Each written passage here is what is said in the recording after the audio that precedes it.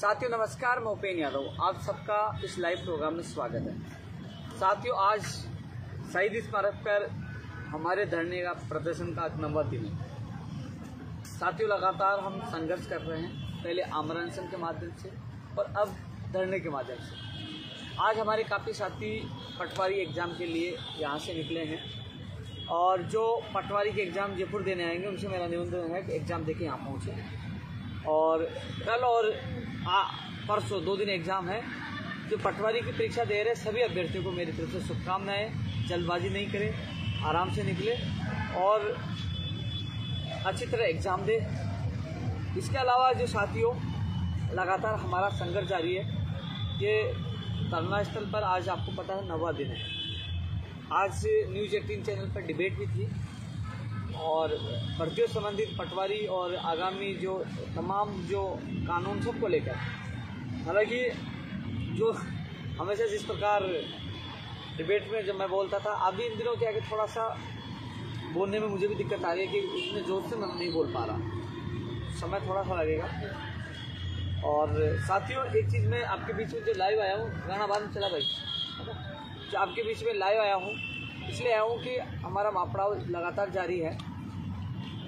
जो विभिन्न जो भर्तियां हैं, जैसे प्रयोगशाला सहायक भर्ती है, जो आज शिक्षा विभाग की सीएमओ में स्पेशल सेक्रेटरी मैडम ने और जॉइंट सेक्रेटरी ने आज चिकित्सा विभाग के अधिकारी को मीटिंग ली है। करीब मैं सीएमओ में अब करीब 12 बजे बाद में गया था वहाँ उस समय, तो मेरी जब बात हुई थी कि उनकी मीटिंग ले ली है, जो सर्कुलेशन के माध्यम से कैबिनेट से प्रयोगशाला सहायक भर्ती का अनुमोदन करवाया जाएगा। इसके अलावा शिक्षक भर्ती 2012 में जब भी सुनवाई होगी तो वहाँ कॉल किया जाएगा, कोई ऑब्जेक्शन नहीं करेंगे। और इस संबंध में जब सोमवार या मंगलवार को एक बार कुलदीप काका जी से और मीटिंग है। वहीं जो रीढ़ शिक्षक भर्ती 2018 की परीक्षा तिथि मिल चुकी है, 27 तारीख को सुनवाई है। एडवोकेट जनरल साहब तैयारी करेंगे। हमारा उद्देश्य यही है कि जल्द से जल्द इसी सुनवाई को फैसला हो जिससे ये भर्ती प्रक्रिया पूरी हो सके। वहीं फार्मासिस्ट भर्ती के लेकर मैंने आपको बता दिया था कि सरकार दोनों पक्षों का राहत देते इसमें एक बीच का रास्ता निकाल लिया, किसी के साथ नहीं हो, अन्याय नहीं हो। और इस संबंध में भी एक बार जो हमारी मीटिंग सोमवार या मंगलवार को कुलदीप काका जी से एक बार पुनः हो। इसके अलावा जो हमारे धरना स्थल पर जो 14% वाले जो हनुमान ढाका, केशव और देवेंद्र, ये 3 नौजवान साथी लगातार यहाँ डटे हुए हैं।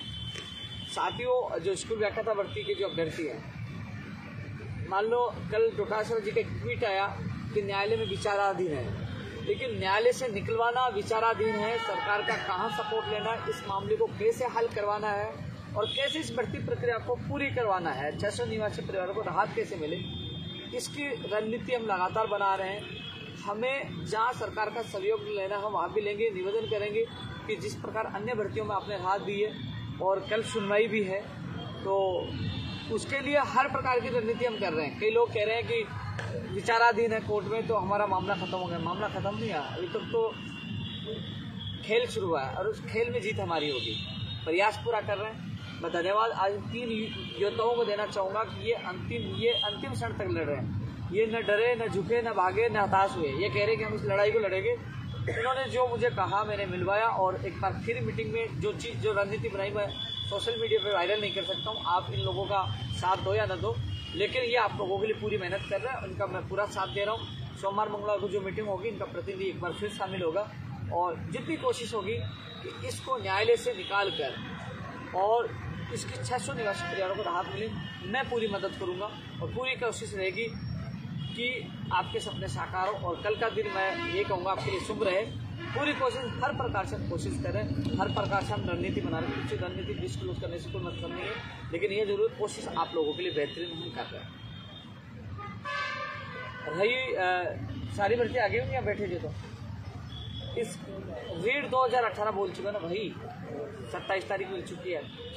इसके अलावा साथियों, टेक्निकल हेल्पर भर्ती के लिए कोशिश यही जारी है, दिवाली से पहले हो। मैंने पहले सुबह एक लाइव में बोला था, कोशिश कर रहा हूँ। उन्होंने कहा 10 नवंबर तक उसकी विज्ञप्ति जारी हो जाएगी, लेकिन मैं कोशिश कर रहा हूँ। दीपावली उसकी जीत करके मैं बैठा हुआ हूँ, कोशिश कर रहा हूँ। वहीं एक बड़ी जीत मेरी ये भी है कि 19,000 पदों पर जो first grade, second grade, PTI, प्रयोगशाला सहायक, पुस्तकालय अध्यक्ष इन सब की भर्तियों की विज्ञप्तियाँ जल्द से जल्द जारी, इनकी घोषणाएं मैं चाहता हूँ फर्स्ट ग्रेड की पहले एग्जाम हो, उसके बाद सेकंड ग्रेड की हो, कि कई लोग सेकंड ग्रेड के फर्स्ट ग्रेड में चयन होने के बाद सीट खाली करके चले जाते हैं, क्योंकि बार बार और रही बात इसमें कम से कम एग्जाम के बीच में 6 महीने का समय दिया जाए।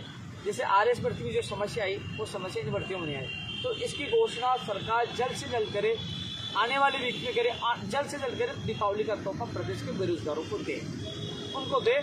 इसलिए PTI में जो फर्स्ट ग्रेड और सेकंड ग्रेड में, PTI फर्स्ट ग्रेड और सेकंड ग्रेड की लगातार मांग कर रहा हूँ, थर्ड ग्रेड की मांग कर रहा हूँ। PTI में थर्ड ग्रेड फर्स्ट ग्रेड की उनकी वैकेंसी घोषणा हो, फर्स्ट ग्रेड की हो, उसमें जो 10,000 पदों पर जो है उसकी सेकंड ग्रेड 10,000 पदों पर 6,000 पे फर्स्ट ग्रेड है, नहीं PTI की हो। प्रयोगशाला सहायक के लिए भी लोग मांग करें, उसकी भर्ती निकाले, पुस्तकालय अध्यक्ष की भी निकाले। ये भर्तियों की घोषणा जल्द से सरकार करे, पदों की घोषणा करे सरकार। इसके अलावा चिकित्सा विभाग में भर्तियाँ निकाले, जो रेडियोग्राफर है, लैब टेक्नीशियन है, नर्सिंग भर्ती है, OT टेक्नीशियन है, नेत्र सहायक है, दंत चिकित्सक, उनकी भी हम कोशिश करें। साथ ही साथ में जो रीट भर्ती 2021 और SI भर्ती की, आज भी मैंने डिबेट में आज मांग उठाई है, जो न्यूज़ 18 डिबेट में गया था, आज भी लगातार यहाँ से मांग उठा रहा हूँ, लेकिन प्राथमिकता धरने पे उन लोगों को दे रहा हूँ, क्योंकि प्राथमिकता हकदार ये हैं। अब जो मीटिंग होगी दूसरे दौर की, सोमवार या मंगलवार को कुलदीप राठा जी से मीटिंग हो सकती है, उसमें भी मैं प्रमुख तौर से रीट और SI की जो मांग रखूंगा कि भजनलाल क्यों नहीं पकड़ा गया, भजनलाल के तार किस किस से जुड़े हैं। बत्तीलाल पकड़ा गया, बत्तीलाल ने के बाद भजनलाल का नाम आया, कौन कौन किस किस के पास पेपर गया, इसमें कौन कौन, इसकी निष्पक्ष जल्द से जल्द जाँच करवाई जाए, और हो सके तो इसकी जाँच CBI को देना चाहिए, जिससे दूध का दूध और पानी का पानी हो जाए। SI भर्ती का पेपर बीकानेर से पा लिया है। तमाम चीज़ों को आज भी रख रहा हूँ और कल भी रखूँगा, जहाँ तक होगा मैं खुद ही कोशिश करूँगा। कुछ लोग गुमराह करते सीधे, भैया यहाँ एक भी व्यक्ति नहीं, उसके बावजूद भी कम से कम मैं आप लोगों की आवाज़ उठा रहा हूँ, आप लोगों की मांग कर रहा हूँ कि निष्पक्ष जांच हो, दोषी जेल के अंदर हो और मेरी युवा साथी को न्याय मिले। लगातार आज भी उठा रहा हूँ और कल भी।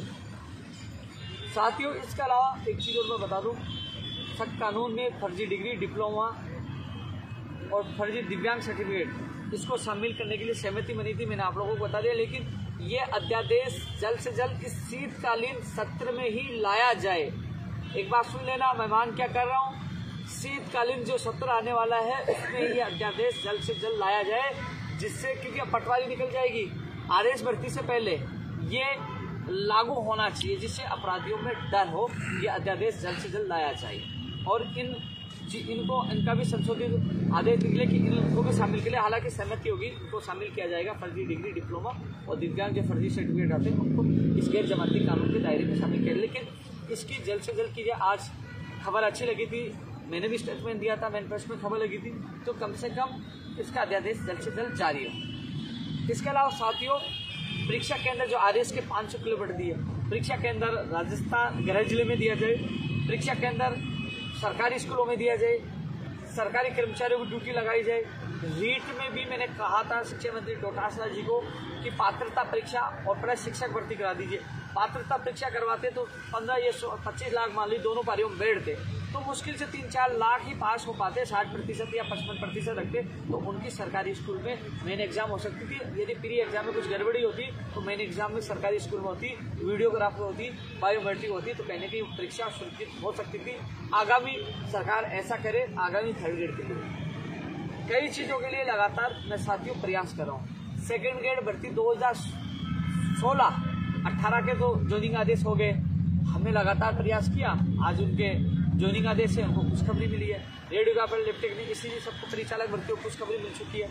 अब 2016 जो हमारे मांग पत्र में शामिल है, उन अभ्यर्थियों 444, कॉपी पेस्ट वाले बहुत होंगे, लेकिन आप मेरे ट्वीट और फेसबुक चेक करोगे तो सबसे पहले मैंने आपको बताया था संख्या 444, क्योंकि हम धरातल पे काम कर रहे हैं। और कल ही मैंने ट्वीट और पोस्ट डाल दी थी कि इस पर बीकानेर जल्दी अभिशंसा चल जाएगी। उसके बाद मंत्री जी का भी बयान आया, TV भी आया, सब लोगों ने ट्वीट भी किया, लेकिन सबसे पहले क्योंकि लगातार हम संघर्ष कर रहे हैं, धरातल पे कर रहे हैं, और आपको नजर आ रहा होगा कि शहीद स्मारक पर आज 9वां दिन हमारा संघर्ष का जारी है।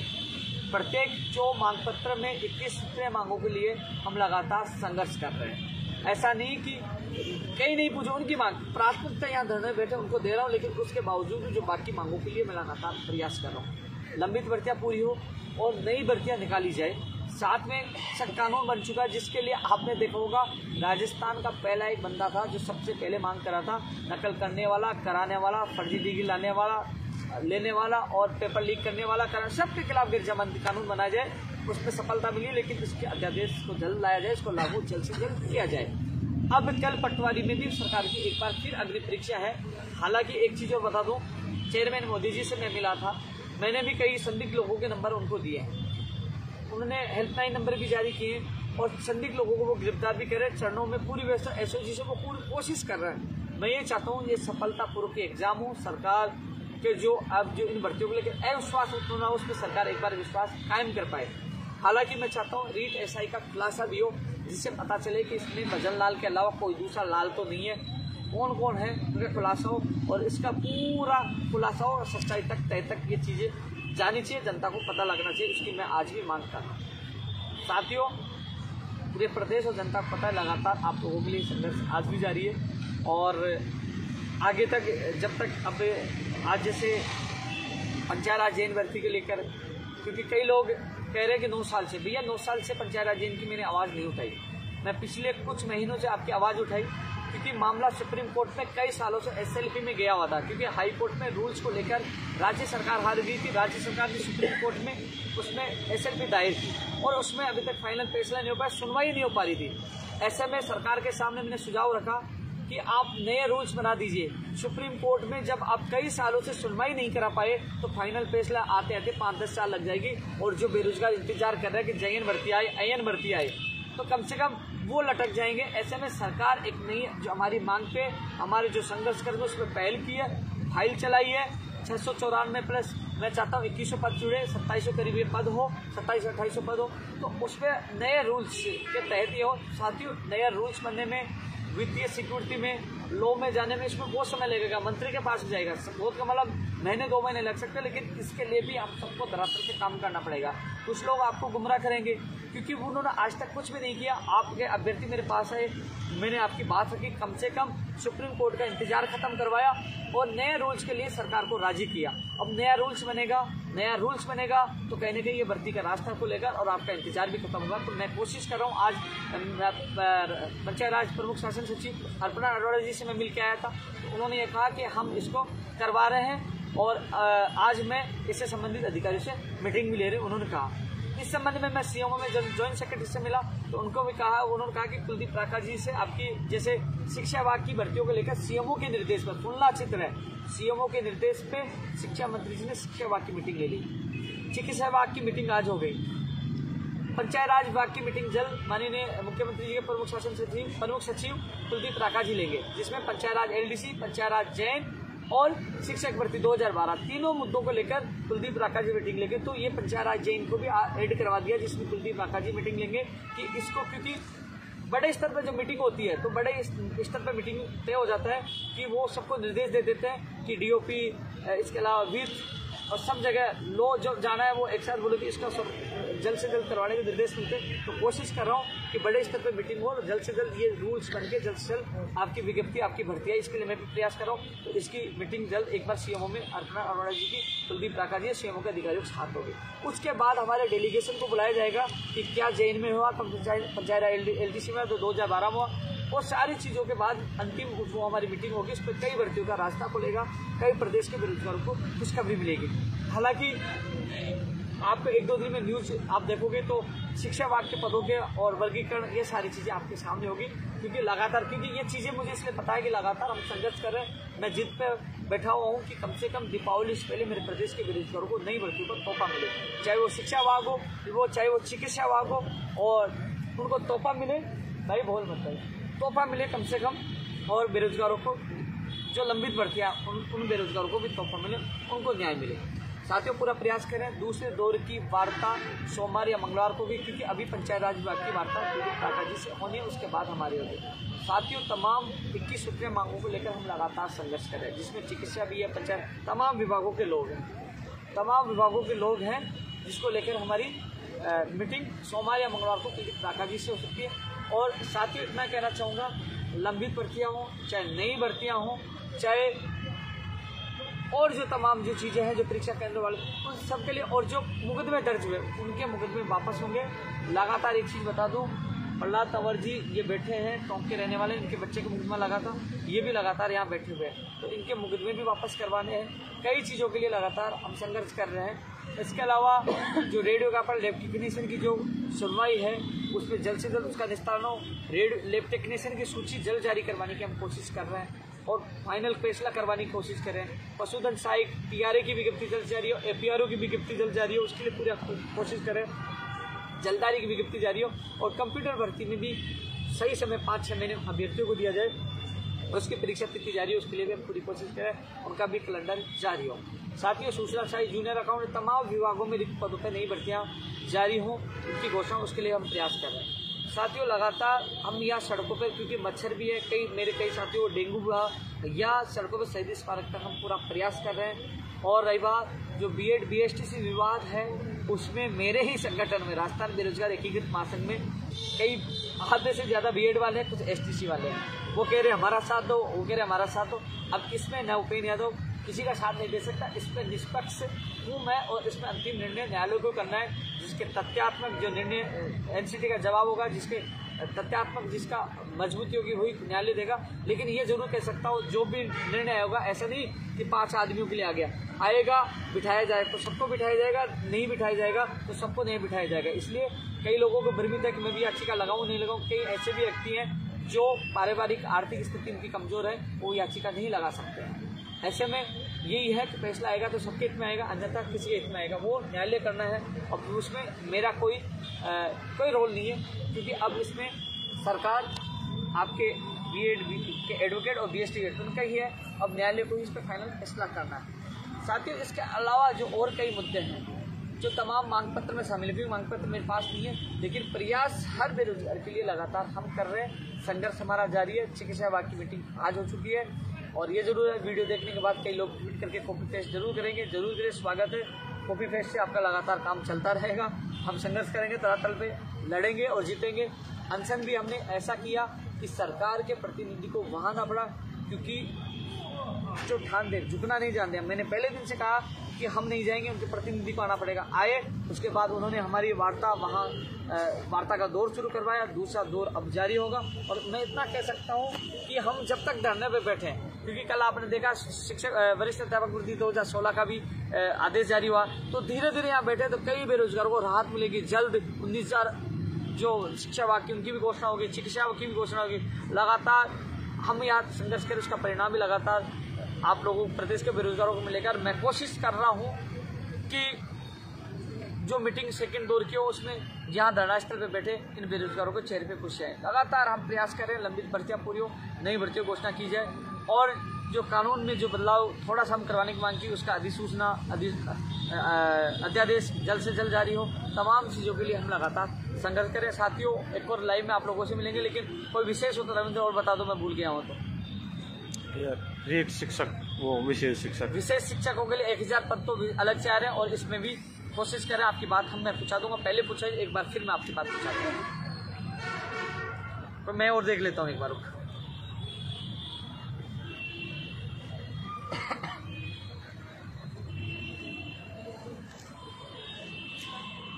पहले वाली ऊर्जा नहीं रही बोलने की, अब थक जाता हूँ, गला अब सूख गया। अभी वो कमजोरी तो है, कई बार मुझे चक्कर भी आते हैं। वो आज डिबेट में गया, इतना जोर से बोल भी नहीं पाया, एहसास तो हो रहा है कमजोरी का यार। लेकिन फिर भी डॉक्टर ने मुझे सलाह दी आराम करने की। लेकिन लगातार मैं कभी सचिवालय, कभी सीएमओ, कभी शहीद स्मारक, लगातार प्रयास में मेरा फर्ज इतना निभा रहा हूँ, जितना हो रहा है मैं कर रहा हूँ।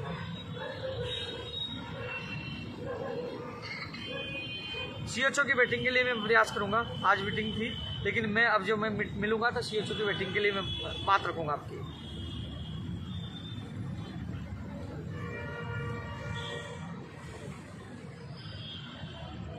2013 मैनेजमेंट कैडर की वार्ड वो भी मैं एक बार याद दिलाऊंगा कि वास्तव में ये आए। कमेंट रखे।